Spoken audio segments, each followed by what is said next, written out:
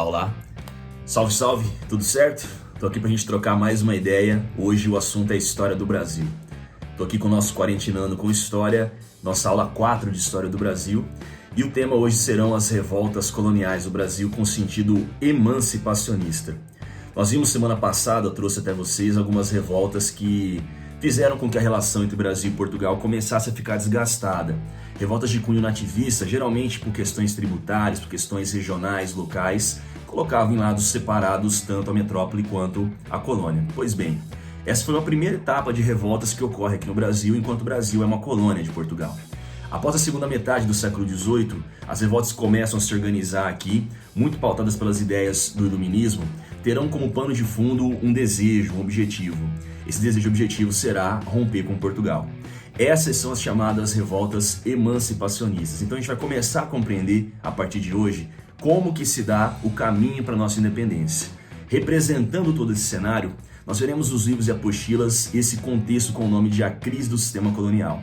E dentro dessa crise estão tais revoltas. Portanto, vamos compreender nessa aula quais os objetivos principais desses movimentos revoltosos e qual a influência que tais movimentos irão exercer na relação entre Brasil e entre Portugal. Então vem com o nosso Quarentinando com História, o tema hoje é a história do Brasil. Como sempre, vou fazer você ficar perito em um assunto ou um tema histórico. É nóis? Vamos para os slides então.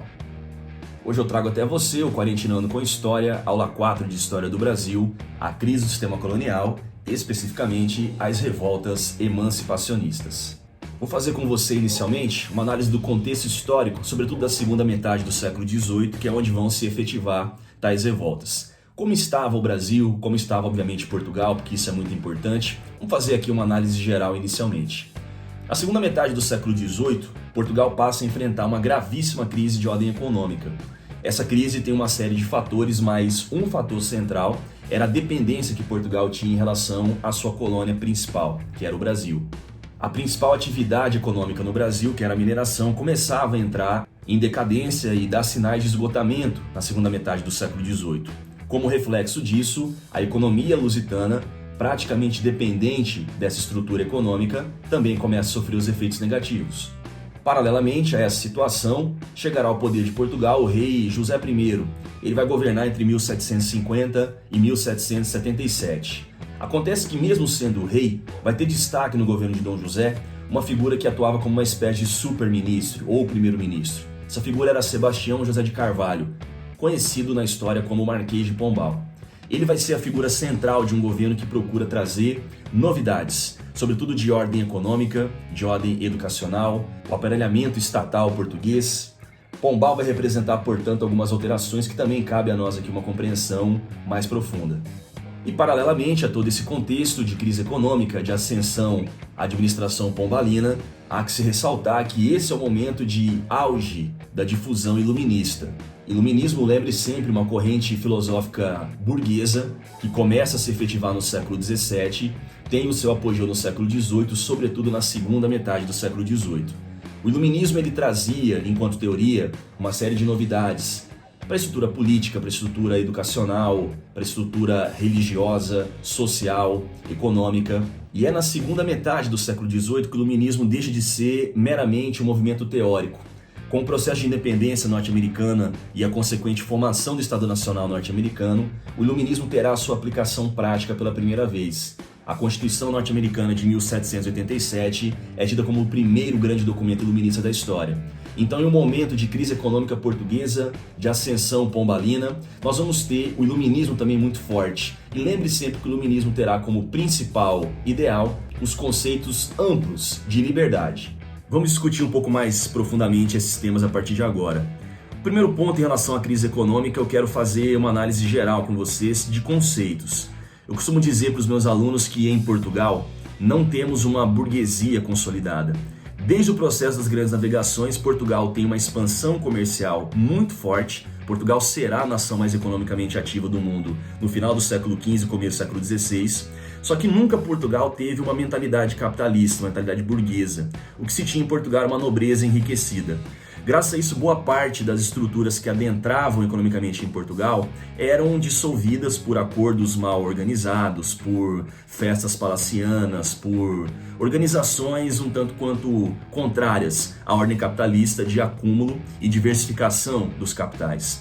Graças a isso, Portugal não se preparou para se manter como uma potência. Nações que entraram muito depois desse jogo global de grandes navegações, caso de Inglaterra, caso de Holanda, por exemplo, por ter uma mentalidade, principalmente na condição religiosa calvinista, que era a religião da burguesia, aquela que incentivava o acúmulo e investimento em capitais, essas nações, Inglaterra e Holanda, vão engolir Portugal rapidamente. Então, muitas vezes é difícil compreender como que Portugal, uma nação que foi tão rica, tão poderosa, dominou colônias na Ásia, na África e obviamente o Brasil, como que ela entra rapidamente em um declínio econômico. O grande ponto por trás disso é um Estado mal preparado, um Estado que não se organizou e não se planejou a médio e longo prazo. Graças a isso também tem influência católica muito grande em Portugal, tem a nobreza muito parasitária, mas a essência é essa, de não se ter uma mentalidade capitalista.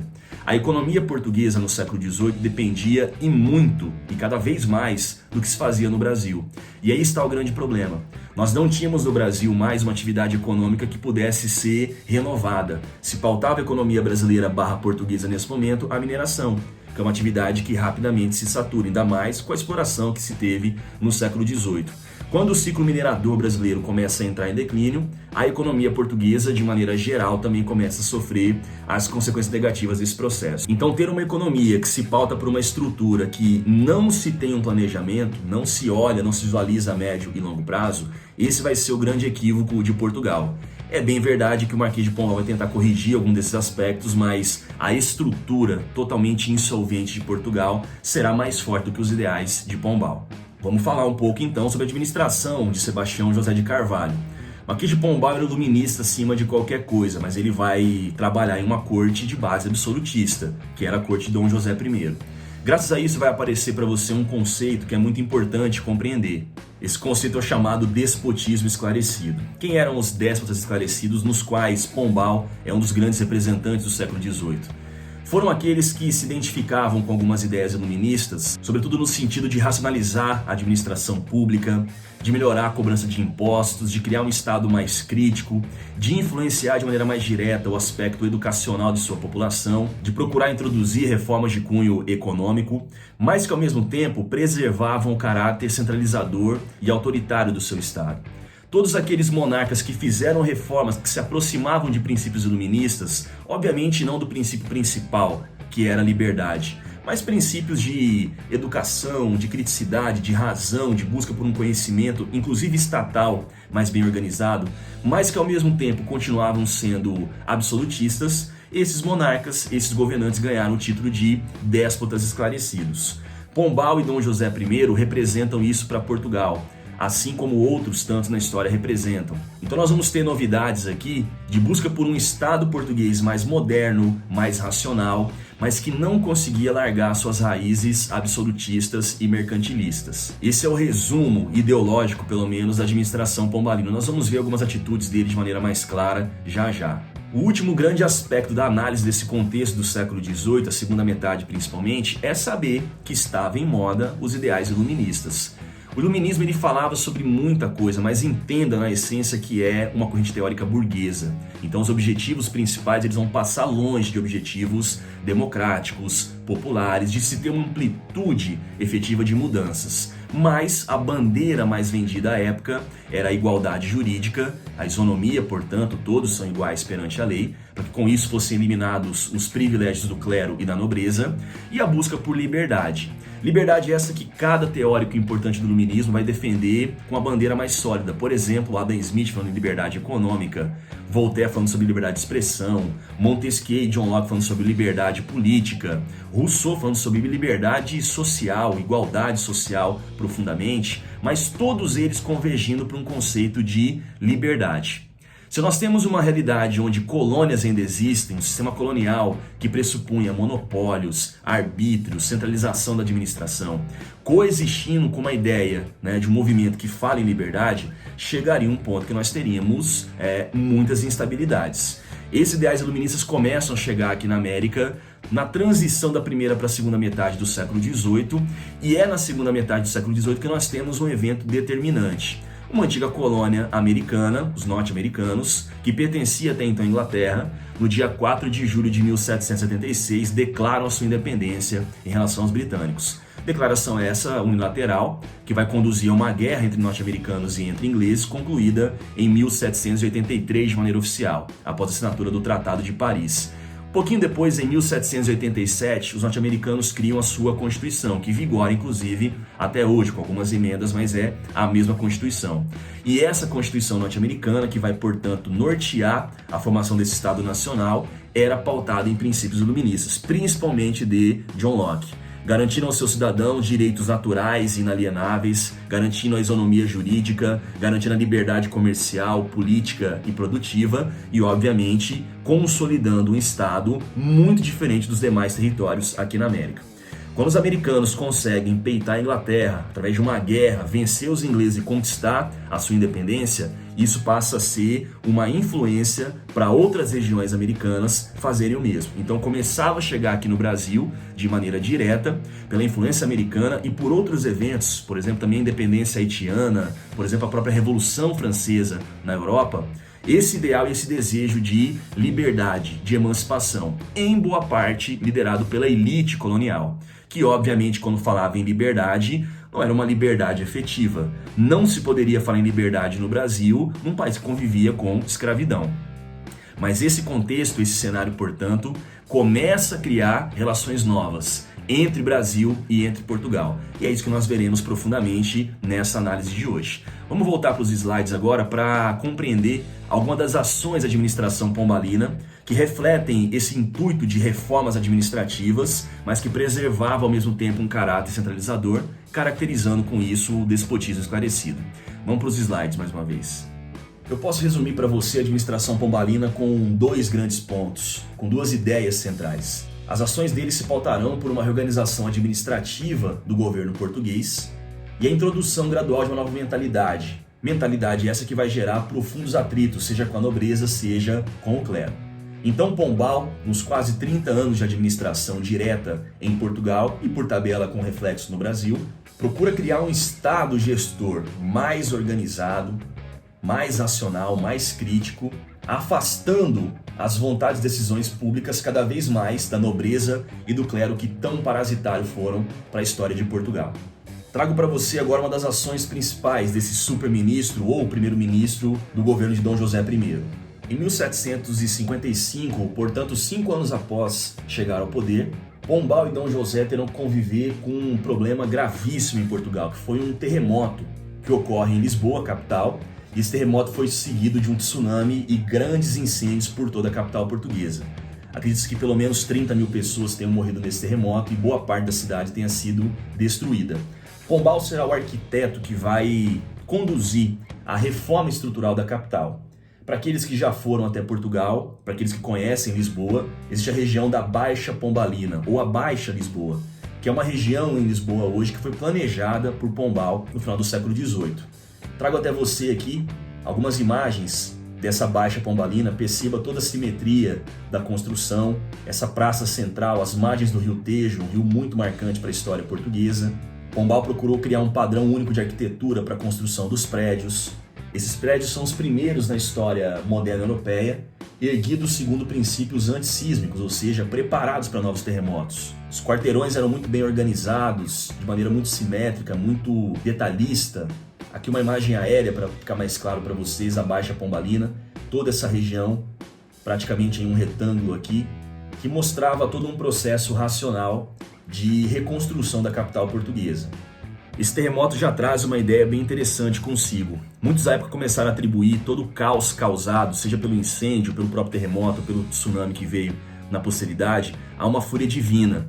Então era um castigo dos céus, toda uma explicação religiosa e mística por trás desse terremoto. E Pombal foi incisivo em perseguir aqueles que seguiam esse caminho, procurando explicar as causas desse terremoto por uma via científica, por uma via racional. Então já se mostrava ali que Pombal não teria tolerância para aqueles que viriam com explicações rasas, com fanatismos religiosos. Ele queria de fato criar um Estado português diferente. Estado esse que seria cada vez mais separado, cada vez mais distante do clero católico. Obviamente que é uma nação eminentemente católica, fanática religiosa, e isso seria um grave erro, um grave problema.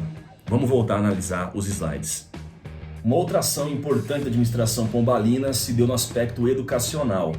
Pombal vai procurar empreender uma reforma educacional dentro de Portugal e, por tabela, nas suas colônias. E essa reforma vai entrar em choque direto com a Companhia de Jesus. Os jesuítas eles eram responsáveis por boa parte do ensino português. Pombal vai interferir diretamente na Universidade de Coimbra, afastando aqueles professores que tinham uma influência religiosa e teológica mais clara e colocando no lugar desses mesmos professores mais técnicos, mais relacionados ao ensino de fato científico. Muitos professores de fora de Portugal, de países como França, Holanda, Inglaterra, o que seria a Alemanha hoje em dia, a Prússia à época, foram para Coimbra ensinar os alunos portugueses. Pombal interfere também diretamente no Tribunal do Santo Ofício, inclusive nomeando seu próprio irmão para ser o representante desse tribunal. Os julgamentos de censura, de controle teológico continuavam sendo feitos, só que agora atendendo às vontades do Estado português. Inclusive com a criação da Real Mesa Censória, que passaria a ser o órgão máximo de censura dentro de Portugal, controlando quais obras essa população portuguesa teria acesso a partir desse momento. A ação mais prática do Marquês de Pombal, na condição educacional que tem um reflexo direto sobre o Brasil, foi a expulsão dos jesuítas da colônia. Pombal acreditava que os jesuítas eram um Estado dentro do Estado, um poder paralelo ao governo português, com uma influência religiosa muito grande, uma influência educacional sensível, que por tabela refletia assim, uma influência, um poder social significativo. Graças a isso, ele cria uma espécie de uma laicização do Estado, no que tange a condição educacional, afastando cada vez mais os meios clericais desse contexto. Por mais que pareça uma reforma de cunho racional, crítico, há que se entender que Pombal e outros tantos líderes utilizaram ao longo da história a educação como uma forma de controle social. A educação a favor do Estado. Napoleão fez isso, os soviéticos fizeram isso, os americanos do contexto da Guerra Fria também o fizeram. Pombal não foi diferente. Então ele não está criando, na verdade, um Estado educacional mais liberal, mais crítico, mais racional. Ele está escolhendo aqueles que são racionais, críticos e liberais, que falam aquilo que atende à vontade da administração pública portuguesa. Quando se cria um órgão de censura, quando se mantém o Tribunal do Santo Ofício, não podemos falar em uma liberdade plena. Portanto, as mudanças elas existem, só que para atender uma vontade da administração pública. Isso é muito importante compreender. Vamos voltar a analisar aqui os slides. Uma outra ação determinante de Pombal, com reflexos diretos sobre o Brasil, foi transferir a capital da colônia. Até 1763, a capital brasileira era Salvador. A partir desse ano, passa a ser o Rio de Janeiro. Então, a região Centro-Sul, com o tempo, passará a ser a região mais importante e mais influente da colônia. A transferência da capital de Salvador para o Rio de Janeiro se liga ao motivo principal de ordem econômica.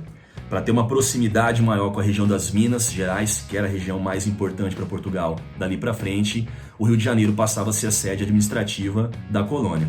Ao mesmo tempo, o Rio de Janeiro já era o principal porto de escoamento dos minérios aqui do Brasil para a Europa. Então, Pombal, representando esse aspecto de um Estado mais próximo, de um Estado mais fiscalizador e até mesmo mais racional no controle produtivo e econômico, transfere a capital de Salvador para o Rio.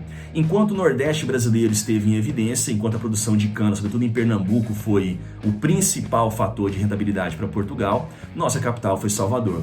Como a atividade econômica canavieira cada vez mais estava em decadência, o Nordeste também cada vez mais fica esquecido. Daqui para frente, a região Centro-Sul será a região de maior importância da administração pública portuguesa e depois da independência, a região que mais vai se desenvolver também economicamente. Vamos voltar para os slides. Ligando-se ao aspecto de administração e controle tributário de todo o Império Colonial Português, Marquês de Pombal cria o chamado Erário Régio em 1761, que seria um órgão público que centralizava a administração das finanças de Portugal. Seria uma espécie de tribunal de contas conjuntamente ao Ministério das Finanças, que nós chamamos no Brasil de Ministério da Fazenda, basicamente, objetivando combater o contrabando, a sonegação. Esse erário régio teria a total centralização dos tributos portugueses, com o objetivo básico de maior arrecadação para uma maior saúde financeira do Império Lusitano. Já citado a vocês, a criação real da mesa censória vai ser o órgão de controle intelectual e, por que não dizer também, religioso teológico que Pombal empreende em 1768. Esse órgão basicamente seria o correspondente do que foi o Index para o Tribunal do Santo Ofício pós-Renascimento, obviamente aplicado diretamente às realidades de Portugal. E ligando-se ainda à condição tributária, econômica e financeira, aqui na colônia, Pombal começa a incentivar a aparição de companhia de comércio no Pará, no Maranhão, na Bahia, na Paraíba, que teriam monopólios comerciais nessas regiões, atendendo com isso o princípio mercantilista da visão portuguesa à época. E é Pombal quem institui a criação da derrama como imposto efetivo para a região mineradora, isso em 1751. Quando se fala em derrama, imediatamente vem à nossa cabeça os Inconfidentes de Minas Gerais no final do século XVIII. Esse imposto foi criado por Pombal com o objetivo de arrecadação mínima de 100 arrobas de ouro anuais relacionadas à cobrança do quinto. Quando não se atingia essas 100 arrobas, ou seja, esses 1.500 quilos de ouro anuais, era decretada a derrama, que consistia na cobrança compulsória desse quinto atrasado. Então, mercadorias diversas, não somente relacionadas ao ouro, eram cobradas, fazendo uma correspondência ao que essas mercadorias valiam comparado ao ouro, para que Portugal pudesse ter a sua arrecadação mínima atendida. Portanto, utilizando um exemplo básico aqui, digamos que em um ano específico a arrecadação do quinto ela bateu em 1.400 quilos de ouro. Esses 100 quilos faltantes seriam cobrados de maneira compulsória por uma tropa portuguesa especial para isso, um batalhão do exército chamado Regimento dos Dragões. Isso era feito de maneira muito violenta, causava uma insatisfação da população profunda, e Pombal é quem institui esse processo para dizer: a partir de agora não tem conversa, não tem limite. Vocês são colônia, devem fornecer à metrópole o básico, e o básico são 1.500 quilos de ouro. Quando não se conseguir chegar a esse ponto, nós faremos isso de maneira violenta. Paguem por bem ou paguem por mal. O resumo básico da derrama era esse. Portanto, como eu te disse, podemos resumir a administração pombalina como um exemplo clássico de despotismo esclarecido, onde algumas reformas de cunho iluminista são feitas, mas se preserva o caráter autoritário e centralizador da administração pública. Porém, que tais mudanças não terão validade, porque em 1777, com a morte do rei Dom José, chega ao poder Maria I, conhecida como Maria a Louca, que nesse momento ainda não estava enlouquecida, mas que por ter um vínculo com a Igreja Católica e com a nobreza muito mais direto do que tinha Dom José, a primeira atitude dela é afastar o Marquês de Pombal do poder.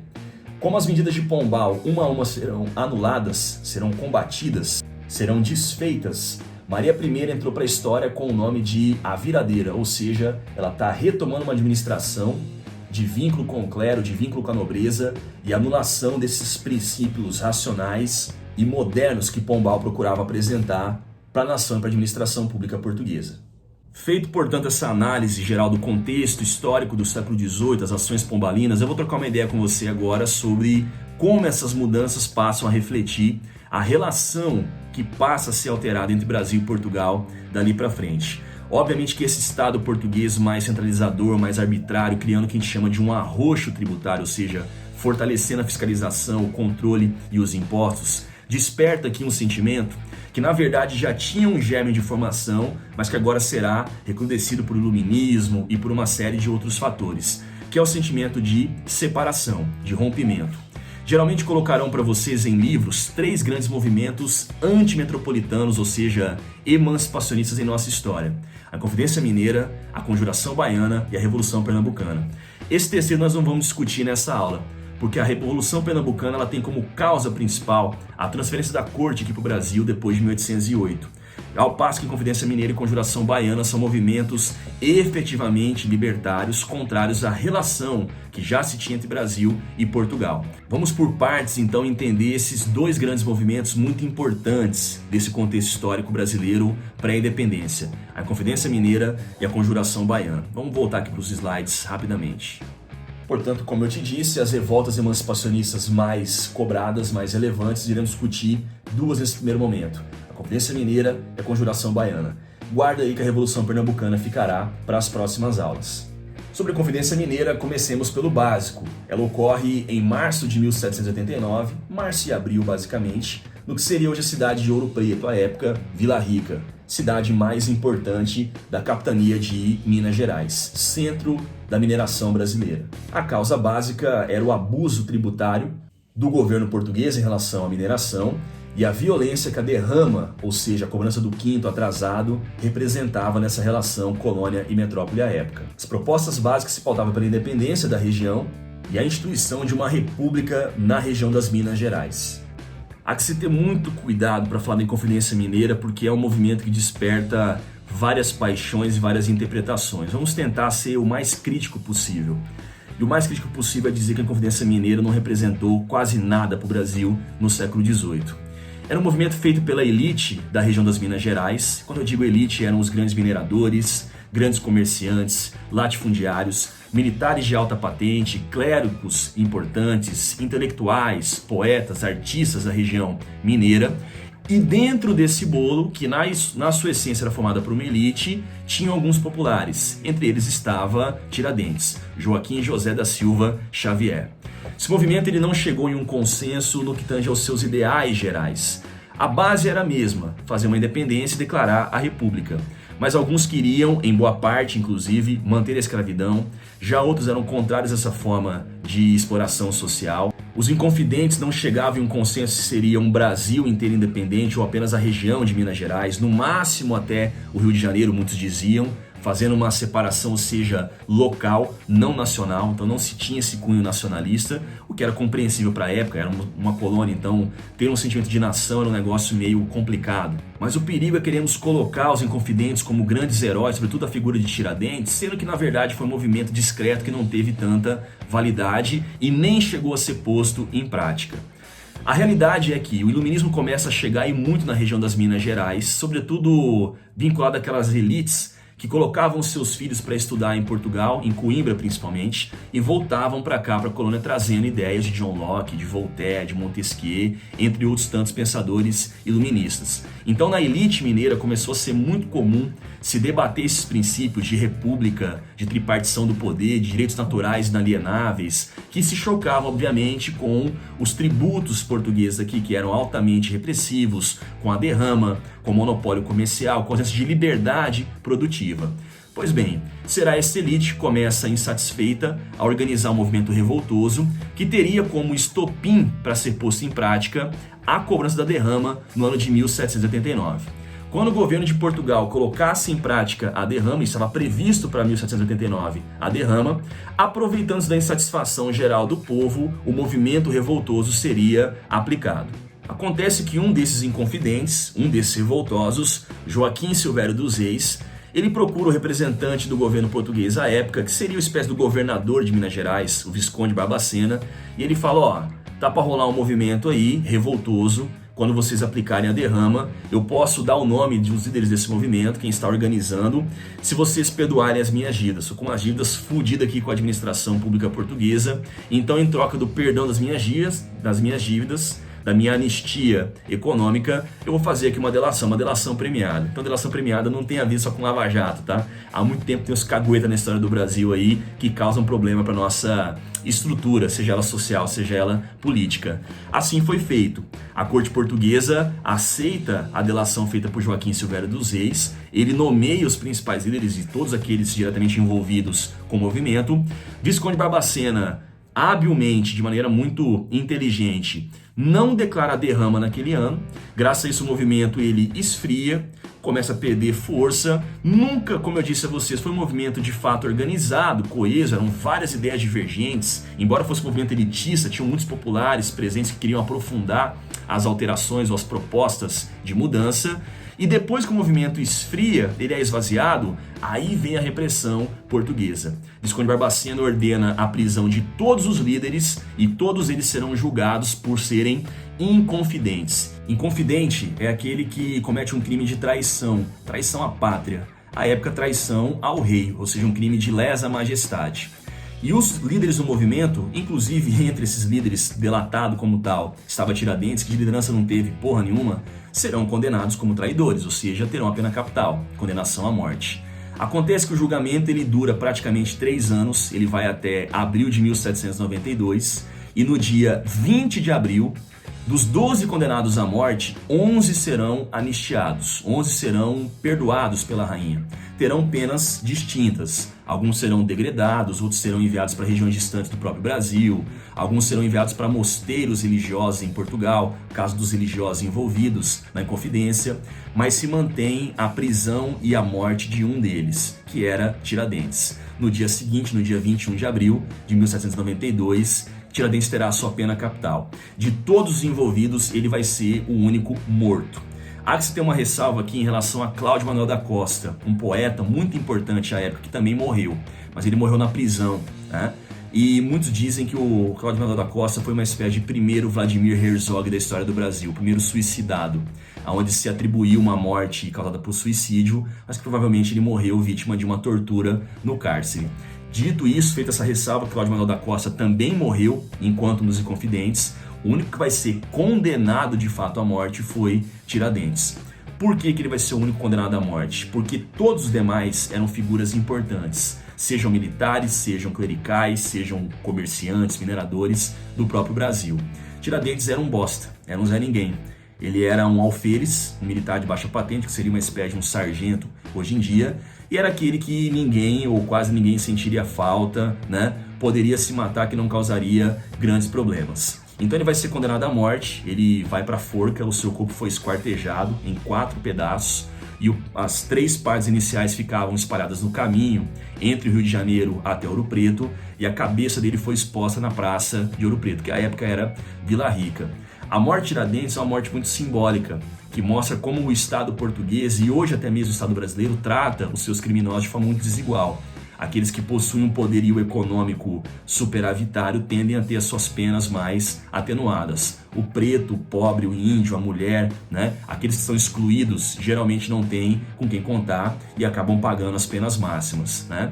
Existe um outro ponto em relação à morte dele interessante. Tiradentes foi o único que na prisão não delatou ninguém, não entregou nenhum de seus companheiros e mais, reconheceu de fato a participação no movimento. Então eu quero dizer para você de maneira muito honesta, muito sincera, não considero Tiradentes um herói de porra nenhuma na história do Brasil. Esse vai ser um herói construído depois pelos militares com a proclamação da República, né? Mas Tiradentes foi uma figura honrada, foi uma figura de ideais, de princípios. Não foi líder de movimento nenhum. O movimento que ele representava era um movimento elitista, embora ele tivesse ideais mais populares. Só que enquanto pessoa, o seu caráter, ele de fato tem que ser ressalvado. Foi um caráter de alguém honesto, que morreu com seus ideais, que morreu quieto, que morreu calado, né? E obviamente que será martirizado depois, até associando a figura dele com a figura de Jesus. Vou mostrar para vocês aqui algumas imagens de Tiradentes que eu acho interessante para a gente continuar nossa discussão. Vamos voltar para os slides. Primeiro eu quero que você esqueça aquela imagem de Tiradentes semelhante a Jesus, cabeludo, barbudo às vésperas do seu enforcamento, como Jesus também estava às vésperas da sua crucificação. No dia do seu enforcamento, Tiradentes estava sem barba e careca, porque era isso que faziam com os presos que teriam a pena capital. Essa gravura aqui ela representa uma proximidade, uma semelhança do que talvez tenha sido Tiradentes de fato, fisicamente falando. Como não se tem nenhum registro dele à época mais fiel, mais concreto, porque era uma pessoa do povo, era uma pessoa sem posse, sem importante, essa gravura aqui ela tem talvez um pouco de fidelidade em relação à figura real de Tiradentes. Aqui eu trago a imagem de Pedro Américo, aquele que é muito marcado por ter feito os quadros mais importantes da história do Brasil. Por exemplo, o Grito do Ipiranga é de Pedro Américo, onde ele representa aqui Tiradentes quartejado de forma semelhante ao mapa do Brasil. Perceba os contornos aqui de Tiradentes com seu corpo, como se mais ou menos representasse o mapa do Brasil. Portanto, já criando aqui uma ideia de que o movimento dos Inconfidentes Mineiros seria um movimento nacional. Como eu disse para você, isso tem muito pouco de validade histórica. Embora o quadro seja fantástico, a ideia presente dele seja interessante, na prática, a Inconfidência Mineira não representou o movimento nacional brasileiro. Agora falemos sobre a Conjuração Baiana, que ocorre quase uma década depois dos Inconfidentes Mineiros. Em 1798, na cidade de Salvador, um movimento esse sim extremamente popular, contra os abusos da coroa, contra a crise econômica, o abandono e a miséria que a região nordestina como um todo, mas que Salvador de maneira mais específica atravessava. Esses revoltosos propõem a independência da região, a proclamação de uma república, o fim da escravidão e o sufrágio, ou seja, o voto universal masculino sendo empreendido. É bem possível que você nunca tenha ouvido falar sobre Lucas Dantas, Manuel Faustino, Luiz Gonzaga e João de Deus. Não esse João de Deus está preso agora, outro João de Deus. Esses 4 negros foram os líderes principais da Conjuração Baiana. Esse movimento ele tem uma diversidade semelhante ao que se tinha também na Inconfidência Mineira, mas o que se sobrepunha aqui vai ser diferente, serão valores ideais populares. Ao passo que a Inconfidência Mineira tinha uma diversidade presente também, mas valores elitistas estavam sobrepondo, aqui é o inverso. Salvador foi a capital do Brasil durante um bom tempo e depois da transferência para o Rio de Janeiro, passamos a ter e a verificar um abandono da região que já vinha a uma longa data. Essa miséria, esse abandono, a fome que era rotineira, o descaso do governo português, somado a uma manutenção de um arrojo tributário, de uma carga tributária muito onerosa para os colonos, faz criar um sentimento de insatisfação em uma região muito pobre, muito abandonada e muito miserável. Esses 4 que eu citei organizam um movimento conspiratório que inicialmente contou com participação elitista, como grandes comerciantes da região, como intelectuais, alguns maçons na loja maçônica dos Cavaleiros da Luz começam também a discutir ideais iluministas, republicanos, mas quando estes percebem que o povo está tomando a dianteira do movimento, eles também começam a se afastar. Então a Conjuração Baiana é de fato um movimento popular que propunha não apenas uma independência e a criação de uma república, como os inconfidentes mineiros faziam, tá? Propunha-se aqui uma república democrática, ou seja, com sufrágio universal masculino, há que se pesar que não se tinha ideia de igualdade de gênero à época como se discute hoje em dia, então as mulheres não teriam participação política, infelizmente.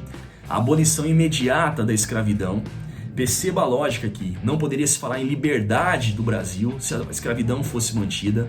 Porra, que liberdade que é essa que convive com escravidão? Então a liberdade que de fato eles queriam era uma liberdade e uma igualdade racial, social, profundamente elaborada. E esse movimento ele vai ser influenciado, sim, pela independência norte-americana, como também havia sido a Inconfidência Mineira, só que ele vai além. A Revolução Haitiana, a independência do Haiti, feita por escravos negros, Toussaint de Louverture principalmente, conjuntamente à fase jacobina da Revolução Francesa, entre 1793 e 1794, sobretudo, serão as bandeiras de influência máxima da Conjuração Baiana. Se você não ouviu falar muito sobre esse movimento e ouviu falar principalmente da Inconfidência Mineira, você está fazendo o que se faz muitas vezes na história, perpetuar a história das elites. Esse movimento ele é muito mais relevante, ele é muito mais importante para a história do Brasil do que foi a Inconfidência Mineira. Movimento feito por escravos, por mulheres, por alfaiates, por isso esse movimento também teve esse nome, a Conjuração, a Revolta dos Alfaiates. Feita pelo povo, que embora tivesse sim a participação da elite, foi uma elite que rapidamente percebeu que os ideais eram muito revolucionários e ela mesma começa a abandonar o barco. A reação do governo de Portugal será proporcional também à reação feita na Inconfidência Mineira. Todos os envolvidos serão, os líderes principais, serão enforcados, serão esquartejados, inclusive os 4 que eu citei no início da nossa discussão. Portanto, esse movimento de fato mostrava que nem todos no Brasil estavam aceitando a opressão lusitana. A elite era muito normal ter essa insatisfação por ter um interesse de liberdade política e econômica, mas o povo também começava a se organizar. E assim como com a elite a repressão ela foi sistemática, com o povo obviamente que vai ser sistemática e muito mais violenta. Portanto, na Bahia nós tivemos esse movimento, os conjurados, né, os revolucionários baianos, que procuraram, percebem, no final do século XVIII, criar uma república democrática, anti-escravista e de fato igualitária. Puta que pariu, como que o Brasil não teria sido diferente se esse de fato tivesse sido o nosso movimento de independência. Vamos voltar para fazer aqui o nosso fechamento de hoje. Aqui eu trago a vocês uma imagem dos heróis conjurados, os heróis dos Búzios, como também ficaram conhecidos os conjurados baianos. Lucas Dantas, Manuel Faustino, Luiz Gonzaga e João de Deus. Todos eles enforcados e esquartejados, assim como Tiradentes. Mas, infelizmente, assim, não como Tiradentes, você ouve falar muito pouco sobre esses líderes negros da história do Brasil. Bom, é isso. Espero que eu tenha clareado para você a compreensão histórica, que esses movimentos para a independência tenham sido esclarecidos e que você perceba que nem tudo na história é como realmente nos passa o senso comum. Os conjurados baianos, muito menos difundidos, muito menos relembrados na história, eles tiveram uma importância, naquele momento, muito maior que Tiradentes e Inconfidentes Mineiros. mas por serem negros e por proporem um movimento de fato popular e revolucionário, a história das elites os engoliu. Nas próximas aulas a gente vai discutir mais abertamente como o Brasil vai caminhar para o seu 7 de setembro. Por hoje paramos por aqui, espero que tenha ficado compreendido todo esse cenário para a independência e até semana que vem. Vamos fazer aqui as dicas do cheat e já fechamos a nossa despedida de hoje. Hoje eu deixo como dica para vocês o filme dos irmãos Coen, Fargo, filme muito bom, violento como quase todos que eu trago para vocês, mas muito bom. E a música de uma banda norte-americana, Lynyrd Skynyrd, Red, White and Blue. Procura lá que vocês não irão se arrepender. É isso então, galera. Fiquem com o Papai do Céu, tenham um bom final de semana e até uma próxima oportunidade. É nóis!